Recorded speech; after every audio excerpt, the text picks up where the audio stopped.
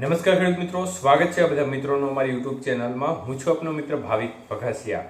તો મિત્રો, ખાસ કરીને ગઈકાલે જે આપણે અપડેટ આપી હતી તે મુજબ છેલ્લી 24 કલાકની અંદર છૂટો છવાયો વરસાદી માહોલ આપણે જે વિસ્તારમાં સંભાવના વ્યક્ત કરી હતી તે વિસ્તારમાં જોવા મળ્યો છે અને રાત્રિ દરમિયાન પણ વરસાદ અનેક વિસ્તારમાં જોવા મળ્યો છે। ત્યારે આવનારી 24 કલાકની અંદર વરસાદની ગતિવિધિ કેવી રહેશે, સિસ્ટમની હાલની સ્થિતિ શું છે તે વિશેની સંપૂર્ણ માહિતી જોઈએ તે પહેલા જે પણ મિત્રો નવા છે તે ચેનલને સબસ્ક્રાઇબ કરી લેજો। તો મિત્રો, ખાસ કરીને સિસ્ટમની હાલની સ્થિતિ જોવા જઈએ તો સિસ્ટમ જે ગુજરાત ઉપર આવી હતી તે રાજસ્થાન ઉપર છે, નબળી પડી રહી છે ઝડપથી।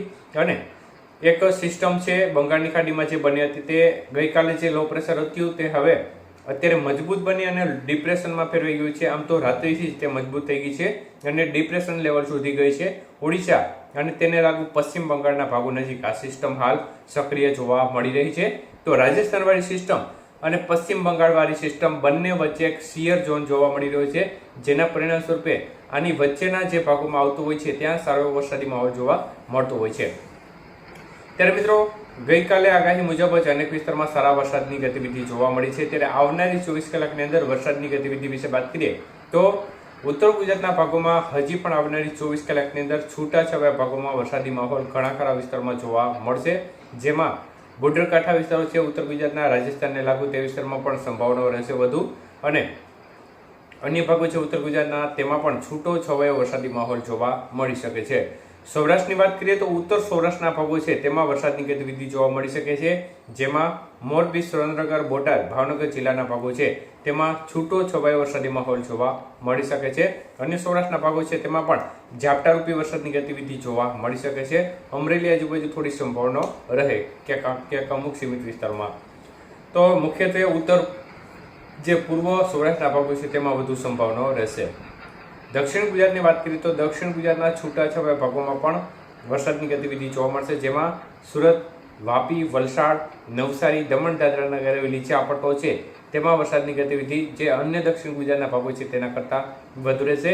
અન્ય ભાગો છે તેમાં પણ ઝાપટારૂપી વરસાદની ગતિવિધિ સારી એવી જોવા મળશે।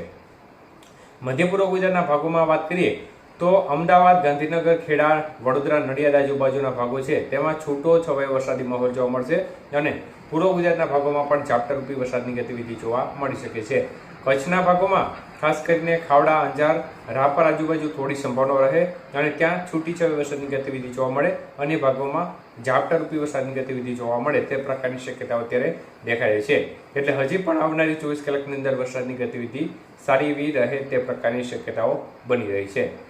તો જે બંગાળની ખાડીવાળી સિસ્ટમ છે તેની અપડેટ આપણે એકાદ બે દિવસની અંદર સ્થિતિ સ્પષ્ટ થયા બાદ આપીશું। હાલ આ સિસ્ટમ ડિપ્રેશન લેવલ સુધી છે અને ચોમાસું ધરી પણ અત્યારે નોર્મલ પોઝિશન ઉપર છે અને જે રાજસ્થાનવાળી સિસ્ટમ છે ત્યાંથી શિવપુરી થઈ અને સીધી જમશેદપુર થઈ અને ડિપ્રેશનના સેન્ટર પરથી પસાર થઈ બંગાળની ખાડીના ભાગો સુધી જઈ રહી છે। એટલે ચોમાસું ધરી પણ અત્યારે નોર્મલ પોઝિશન નજીક છે।